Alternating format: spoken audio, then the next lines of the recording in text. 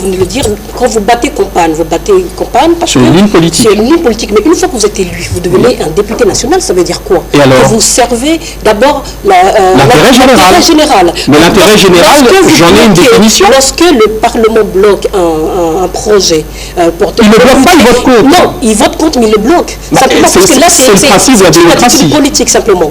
Alors, c'est la démocratie, vous ne bloquez pas un homme, vous bloquez toute la nation, vous bloquez un pays. Ah bon? Parce que le budget qui doit être...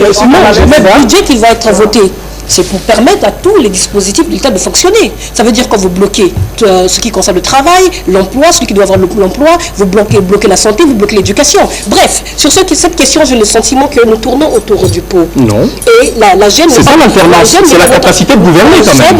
Donc en gros, vous êtes en train de nous dire que vous ne pouvez pas gouverner et vous comptez sur notre bienveillance pour gouverner. Monsieur le ministre, en termes de clair, vous comptez sur notre bienveillance pour gouverner demain. Simple chose. Il faut que le peuple l'entende. Je vais vous dire une chose. Mais c'est pas la réalité que j'entends. Les choses ont évolué dans ce sens que nous sommes exprimés les uns les autres, et le président de la République a écouté nos propos, et lors de son discours du 31 décembre, il a donné une autre orientation en donnant le calendrier électoral. Ça veut dire quoi? Aujourd'hui, la priorité pour les uns et les autres, c'est de permettre à ce que les élections de 2016 aient lieu. Et pour cela, aujourd'hui, pour nous, c'est de réunir les conditions pour que ces élections de 2016 aient lieu. Ça veut dire quoi? On ne peut plus parler aujourd'hui de changement de constitution. C'est votre opinion? Non, c'est une évidence. Ah bah c'est votre évidence. Mais soyez tolérants, c'est votre évidence. C'est votre évidence. Pour y arriver, pour que ces élections soient des élections permettez que les autres aient une opinion. Ce n'est pas une évidence. Démocratique, il y a des préalables. Or qu'aujourd'hui, il y a un problème qui s'oppose. Il y a la commission électorale qui n'inspire pas confiance, parce que jusque-là, nous savons tous, organise des élections truquées. Il y a l'élection, il y a le fichier électoral, je suis un député truqué, alors. Il y a le fichier électoral qui pose problème. Donc il faut le réviser, il faut faire, c'est une évidence. Alors moi je pense que puisque le thème de ce débat, c'est pouvons-nous faire évoluer la Constitution, et je suis heureuse. J'ai même eu envie d'inviter Madame Aurélie de rejoindre notre camp parce qu'elle a parlé de faire évoluer la Constitution. Donc ça veut dire que vous partagez simplement l'idée qu'aujourd'hui on peut parler de changement de constitution. La deuxième chose que vous avez dite sur laquelle j'aimerais m'exprimer, c'est que vous parlez d'alternance démocratique. Mais la Constitution du 20 janvier 2002, à travers le verrou de l'article 57 qui limite le nombre de mandats, prévoit justement l'alternance démocratique. C'est une évidence, madame. Donc, à ce moment-là, nous ne sommes pas en train de lever une radicalisation des positions. Il n'y a pas de radicalisation des positions. Madame Aurélie, la situation c'est une évidence pour tous. Ne campez pas sur votre position. Ne venez pas sauver la face. Justement. Vous permettez, non, un instant. Vous voulez sauver la face. Je suis d'accord avec vous. Monsieur le ministre, moi simplement je voulais savoir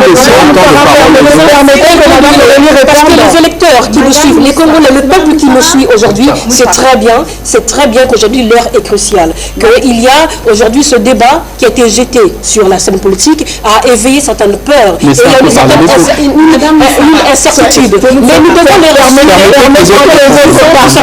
remettre tout simplement en montrant notre volonté. Madame, on vous a compris. Laissez la parole un peu aux l'alternance démocratique. C'est une évidence. On ne changera pas la constitution du 20 janvier 2002 parce que le cadre constitutionnel ne nous le permet pas. Laissez parler les autres. Oui, peut-on vous répondre? Allez-y, je vous en prie. Le débat démocratique réprouve ce genre de comportement parce que vous émettez des idées, mais vous avez le devoir, la politesse et l'obligation de laisser l'autre répondre. Nous ne sommes pas dans un... Je vous en prie. Madame Moussara, laissez-moi, je vous ai dit que moi, je ne suis pas dans un parti politique. Je ne suis pas là pour venir défendre le PCT. Je n'ai pas d'acquaintance avec le PCT.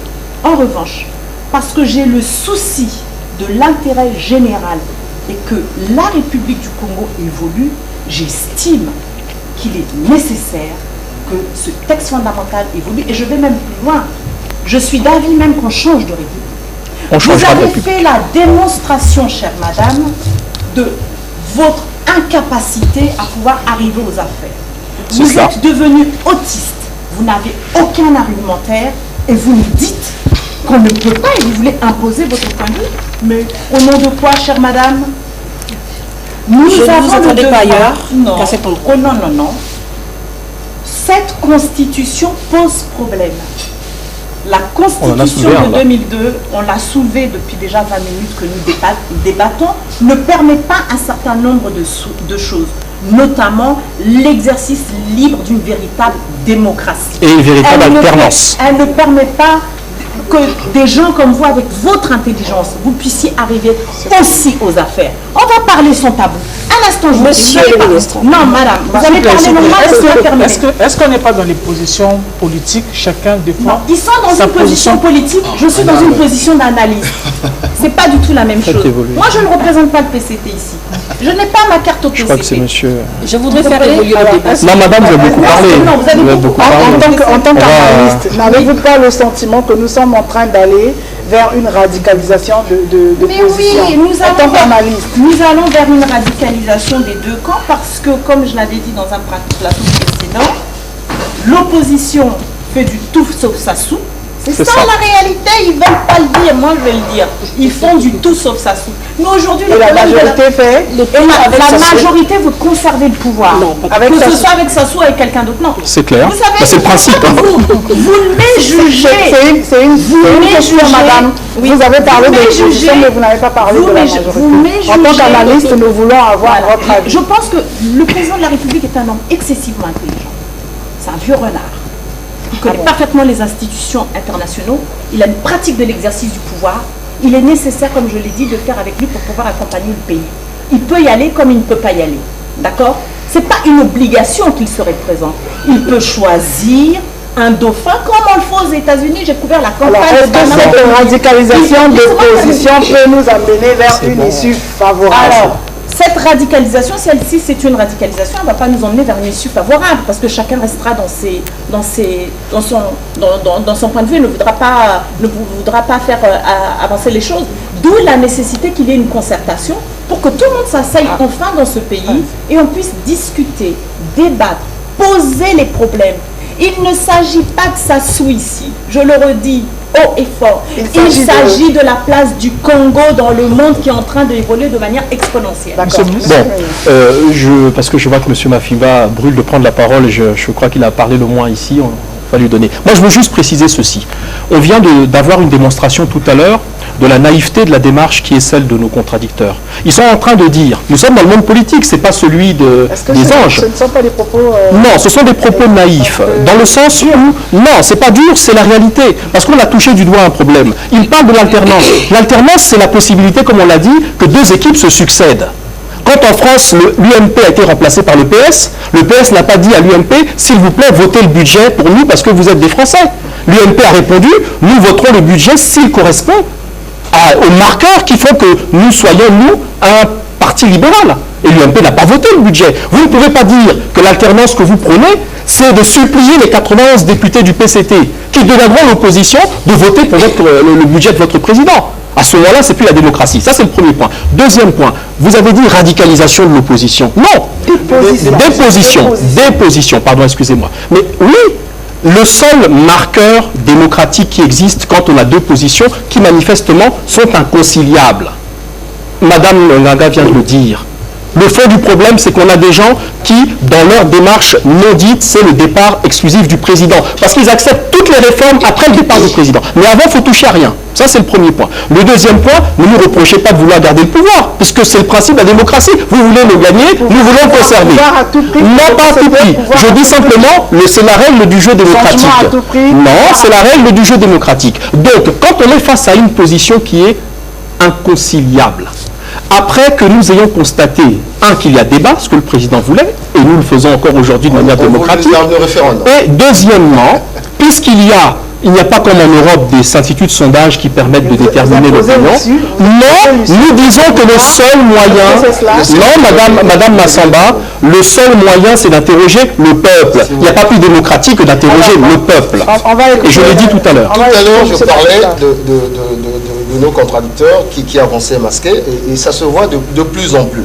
Première chose que je voudrais dire, monsieur, si vous parlez de naïveté, moi, je parlerai de gros mensonges de votre côté, parce que réplique pour réplique, et de véritablement d'ineptie. Comment pouvez-vous imaginer un seul instant que... Ineptie. Et bien entendu, comment voulez-vous imaginer un seul instant que je puisse avoir un problème personnel avec le président Sassou. Il n'est pas de ma génération. Je suis en train de défendre un certain nombre de valeurs, les valeurs démocratiques. L'ère démocratique aujourd'hui, l'alternance démocratique est aujourd'hui une des valeurs, comment dirais-je, les plus nobles lorsqu'on parle de démocratie. Deuxième chose que je voulais dire. Vous avez parlé tout à l'heure, nous avons commencé à lister vos arguments. Vous avez parlé de la petite alternance. Nous avons répondu, vous n'êtes pas... Et vous sortez, maintenant vient de sortir l'homme providentiel. J'ai ici, monsieur Mungala, vos premiers arguments lorsque vous défendez la Constitution. On a la chance d'avoir un nombre d'états, d'expérience, mais considérable. À la fois une expérience des hommes, des choses et du pays, et d'une envergure internationale. Si demain il fallait trouver la possibilité de dire qu'il continue, moi personnellement je serais le premier à militer dans ce sens-là. Donc vous étiez prêt déjà, conditionné à la forfaiture. Monsieur Mafimba, le mot forfaiture est une injure. Est-ce que vous pourriez le retirer? Non. Vous êtes juriste peut-être? Le mot forfaiture, c'est une injure. Si ça vous convient. Ça me convient, c'est une injure. Juste pour vous dire que la forfaiture par rapport au viol de la Constitution. C'est une forfaiture, c'est donc une injure. Par rapport au viol de la Constitution, qui sortent de vos arguments. Nous voulons un débat civilisé. Un débat responsable. Je souhaite que la naïveté qu'a sorti M. Mungala, c'est quasiment une excuse. Je vais poser la question à tout le monde. Est-ce qu'au-delà de la personnalité du président de la République, puisque le problème se pose là, il n'y a pas un problème dans notre Constitution? De manière générale. Monsieur le ministre. Bon, non, je crois qu'il faut qu'on mette en place un certain nombre de concepts pour nos compatriotes. Il y a des gens qui, tous les jours, nous disent que la Constitution, il ne faut pas toucher une ligne. Mais quand vous écoutez concrètement le positionnement de l'opposition, y compris l'opposition dite radicale, toutes les propositions sont des propositions extra-constitutionnelles. On nous propose un dialogue. On nous dit qu'il faut un dialogue. Mais un dialogue avec un ordre du jour imposé par eux, parce qu'ils ont dit, surtout ne parlons pas de la Constitution.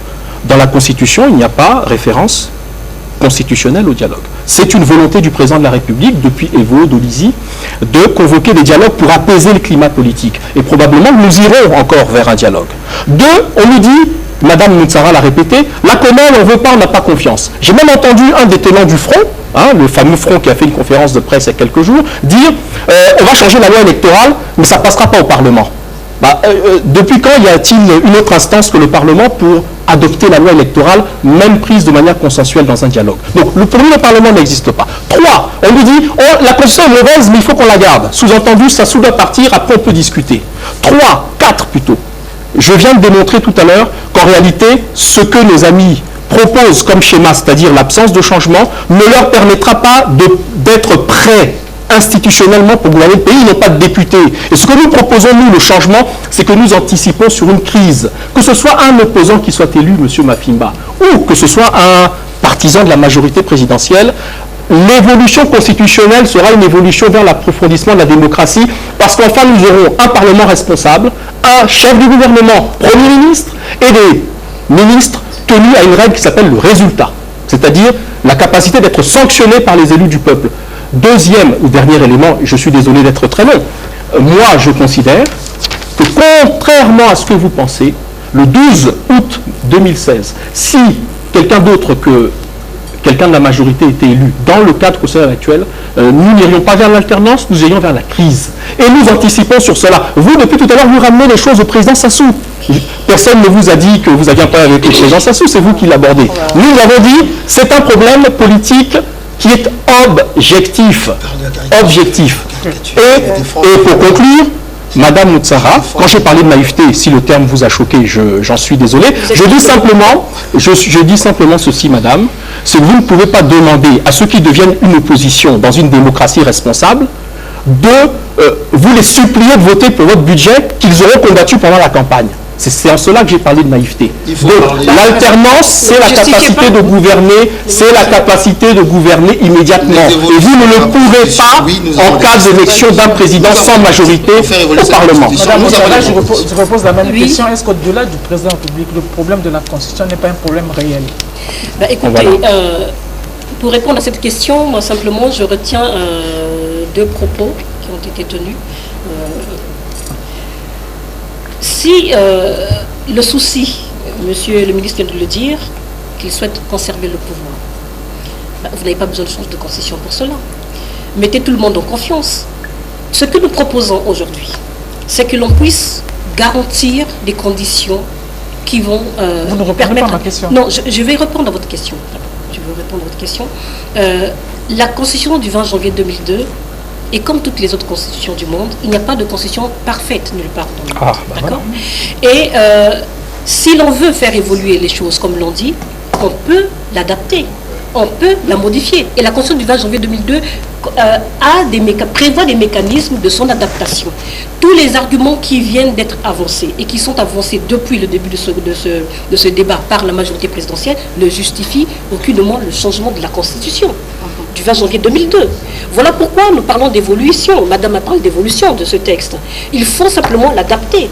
Concernant le problème d'équilibre du Parlement, du président qui va arriver, qui ne pourra pas gouverner, mais à ce moment-là, il suffit simplement de renforcer les pouvoirs des uns des autres. Vous faites comment? Mais ces dispositions de la Constitution ne sont pas verrouillées. Mais non, mais comment vous faites? Ne sont pas verrouillées. Il y a Madame deux verrous qui posent problème. Comment vous le faites? Monsieur le ministre, vous êtes une responsable Monsieur le ministre, je ne vous ai pas interrompu. Comment vous le Laissez-moi laissez, avancer monsieur le le moment. D'accord, mais comment vous le faites? Monsieur le ministre. C'est un slogan là. Mais justement, mais justement, à ce moment-là, on procède à la modification de la Constitution qui n'est pas du tout interdite. L'article 185. L'article 185, monsieur le ministre, prévoit que le président de la République ou le Parlement a l'initiative de modifier la Constitution. Oui. Alors, très rapidement sur cette question, on va faire réagir M. Mais ce qui veut dire que, par contre, il y a des verrous. Il y a l'état laïque le caractère laïque de l'État et le nombre de mandats limité à 2 qui ne peuvent pas faire l'objet d'une modification. Si votre problème se situe au niveau de l'équilibre des pouvoirs, du fait que les ministres ne soient pas responsables devant le Parlement, du fait que le président ne pourra pas gouverner sans majorité au Parlement, alors à ce moment-là, nous revenons pour vous avez eu la latitude. Vous avez eu la latitude de le faire, puisque la Constitution vous le permettez. Pendant 2 mandats, vous avez eu la latitude de pouvoir apporter ces modifications. Pourquoi le faire maintenant? Il n'y a pas d'opportunité. D'accord, il n'y a pas d'opportunité. Vous revenez sur ce que vous avez dit tout à l'heure. Pour répondre à votre question, d'emblée, cette Constitution a des faiblesses. Nous-mêmes, j'étais encore de l'autre côté de Paris avec le président Yomi, qui était j'étais le conseiller, nous avons émis des réserves lorsque cette Constitution a été débattue en 2002. Nous avons émis des réserves. Mais croyez-moi, comme les choses étaient taillées à la mesure, les gens sont allés. Vous vous rendrez compte, madame, monsieur, que ceux-là même qui étaient dans cette commission pour rédiger la Constitution ne parlent pas. Vous vous posez cette question? Pourquoi? Ceux qui parlent, c'est les Bouvarons, le ministre Bouvarons et puis Madimba. Mais ils sont nombreux. Pourquoi ils n'en parlent pas? Parce qu'ils savent. Pour répondre à votre question, oui, elle a des faiblesses. Comment essayer de combler ces faiblesses? Listons les arguments de nos frères d'en face. Qu'est-ce qu'ils disent? Ah, le Parlement n'arrive pas à contrôler, je dis. On revient sur les mêmes arguments parce qu'on en a parlé tout à l'heure. Je liste et puis je fais des propositions concrètes. Concrètes. Oui, allez-y. Par exemple, le Parlement a des pouvoirs. Vous avez l'interpellation, vous avez la commission d'enquête. Personne n'a jamais mis en place une commission d'enquête dans tout ce qui se passe au Congo. Mais je dis en même temps, il y a un dispositif, le Cour des comptes. Il y a l'inspection d'État. La Cour des comptes, par exemple, moi je pense qu'il faut couper le cordon ombilical avec le ministère de la Justice. Lui donner un peu plus de pouvoir. Par exemple, ce sont vos propositions. Par exemple, le Conseil économique. On peut aller à la révision parce que. On peut aller à la révision, c'est une évidence. Madame Aurélie, Madame, si vous permettez, pour répondre. Il y a de l'intelligence dans ce que disent nos contradicteurs sur les faiblesses. Nous sommes d'accord, nous sommes d'accord sur ces faiblesses. Il y a des faiblesses. Mais activons les dispositions prévues par la révision, mais il n'y aura plus de débat. C'est votre Le débat est clos. Madame Aurélie. Alors écoutez, vous voyez, on a avancé déjà. Mon contradicteur accepte qu'il est nécessaire que nous ayons des évolutions. On va continuer à dire. Mais ça a été toujours notre point de vue. Intellectuellement, je suis vraiment ravie. Je suis ravie. Madame, s'il vous plaît. Je vais revenir à Madame Sarah. La proposition que vous avez faite tout à l'heure va nous emmener à une crise institutionnelle si vous arrivez au pouvoir. Et ça sera vraiment le boxon en République du Congo. Et c'est justement pour ça que je milite et que je refuse cette tragédie. Vous n'aurez pas les moyens de pouvoir gouverner. Est-ce que vous allez boucler?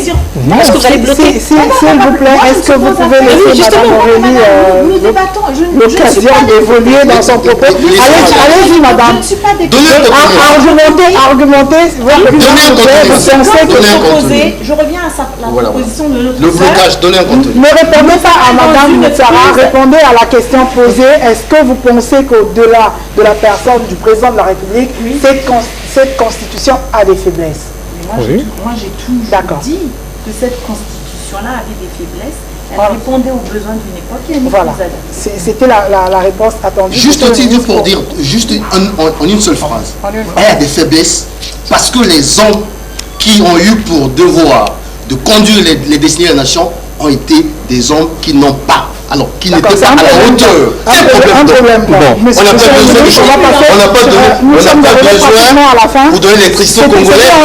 Ça, c'est autre chose. Je suis désolé. Non, oui. Non, je voulais simplement dire avec le maximum de gravité, mais d'indulgence pour nos contradicteurs, c'est que tout ce qu'ils nous disent nous montre bien qu'au fond, on n'est pas éloigné. La seule différence, c'est que ce qu'ils proposent n'est pas faisable dans le cadre politique actuel. Je ne parle pas seulement des institutions, je parle du cadre politique. Parce qu'un président élu dans les conditions que vous évoquez, Madame Moutsara, vous parlez de l'article 185 qui permet. Mais si vous avez 0 député, je vous rappelle ce qu'est la procédure de l'article 185. Le président de la République et son gouvernement, ou le Parlement lui-même, mais prenons l'hypothèse où c'est vous qui gagnez, je prends toujours cette hypothèse-là. Vous allez présenter un texte face à une majorité qui peut décider de ne pas l'accepter. Il vous faut 3/4 des députés pour voter. Nous revenons. Non, oui, Madame Lauriane, c'est pour sortir des slogans. C'est pour leur dire que nous sommes d'accord sur l'essentiel. La Constitution n'est pas mauvaise. Simplement, elle a fait son temps. Les slogans sont enregistrés des deux. Absolument, mais c'est pas grave. Mais elle a fait son temps. Vous me laissez parler? Elle a fait son temps. Et nous prémunissons, nous, de l'éventualité d'une crise, parce que nous ne souhaitons pas, et ce n'est pas un problème d'homme, qu'il y ait une crise demain. Et nous proposons un dialogue pour que nous fassions évoluer les institutions à froid, et pas le jour où il y aura une crise. Parce que quand il y aura une crise, il y aura donc violence, nous avons connu cela. C'est cela que nous voulons éviter. Donc, pour conclure sur ce point, pour passer au dernier point, aujourd'hui, le souci commun que nous ayons, c'est que le Congo continue vers l'émergence. Et pour ça, il faut des institutions fortes qui soient acceptées par tout le monde, fortes et pérennes. Donc l'idée sur laquelle nous devons travailler, c'est d'éviter une crise à chaud, c'est-à-dire qu'un jour, un président confronté à une majorité qui n'est pas de son bord se retrouve devant un vide politique et se retrouve face à la rue. Eh bien, quand nous proposerons, après le dialogue, un texte constitutionnel, l'idée c'est donc qu'à froid, nous résolvions toutes les faiblesses que nous avons évoquées. Or, quand on parle de faiblesses, aujourd'hui, je suis désolé, la plupart des réformes qui sont à effectuer pour passer d'un régime présidentiel rigide tel qu'il est à un régime semi-présidentiel qui renforce le principe de responsabilité, notamment de l'exécutif vis-à-vis des élus du peuple, suppose tellement de réformes constitutionnelles à faire qu'il vaut mieux faire table rase, repartir sur une constitution totalement nouvelle et inscrire toutes les données qui nous paraissent conformes à l'ère du temps, de madame, de monsieur. 1. Le renforcement du poids des femmes dans la gestion.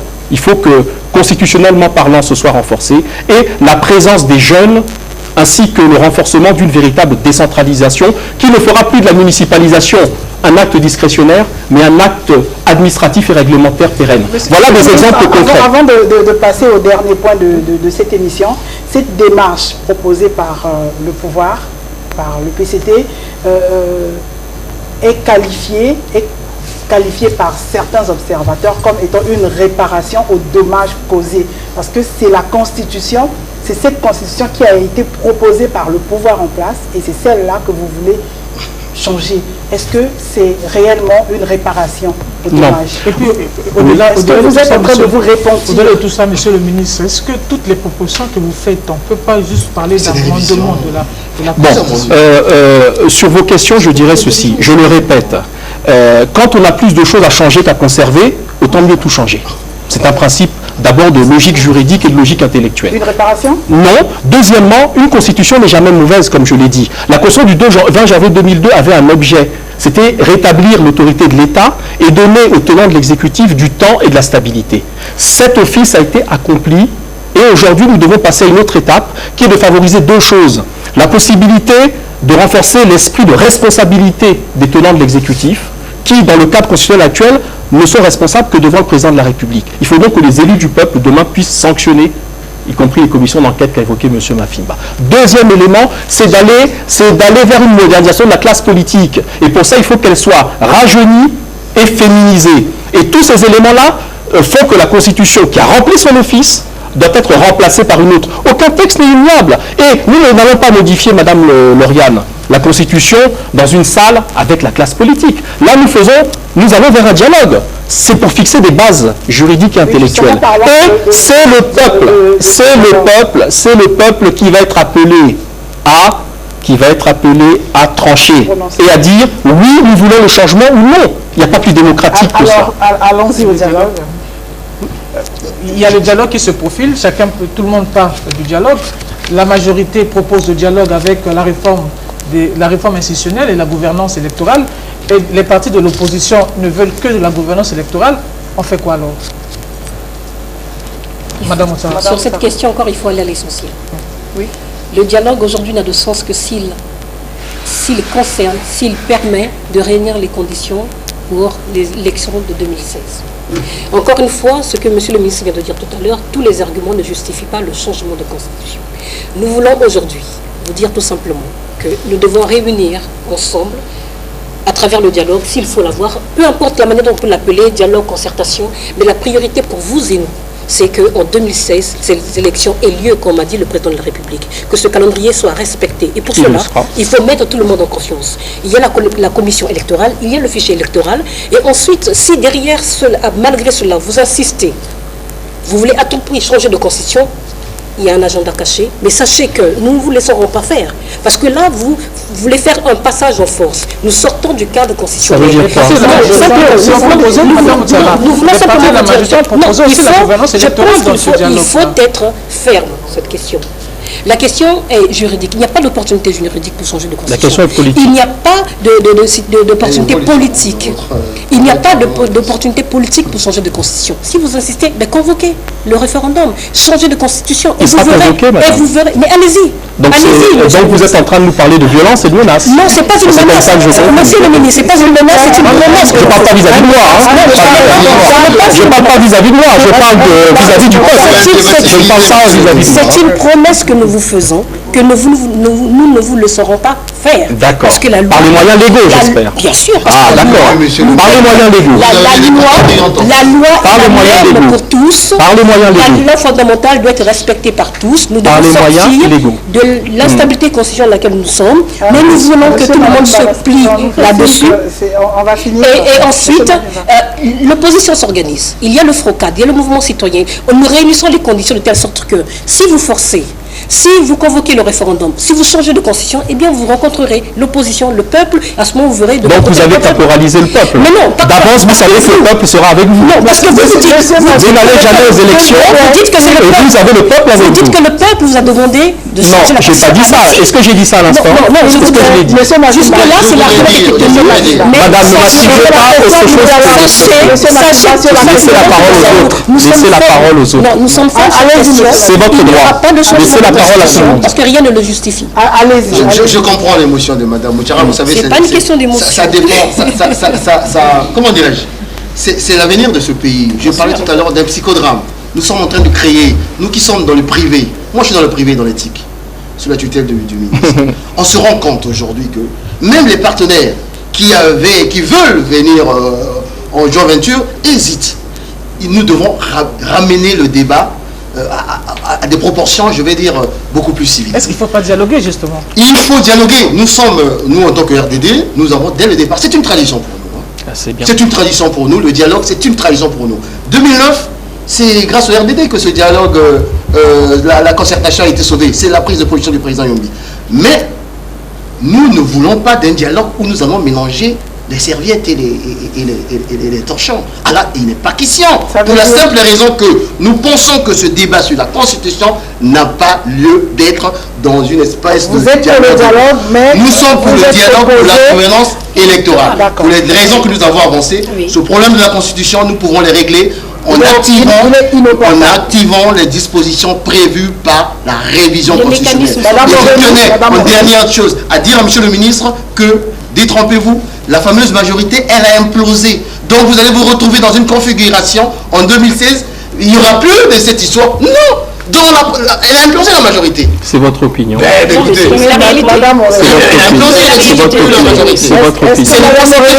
est-ce que Madame Orly peut parler? Je voudrais effectivement poursuivre et aller un petit peu plus en profondeur parce que je crois qu'il y a des non-dits en réalité.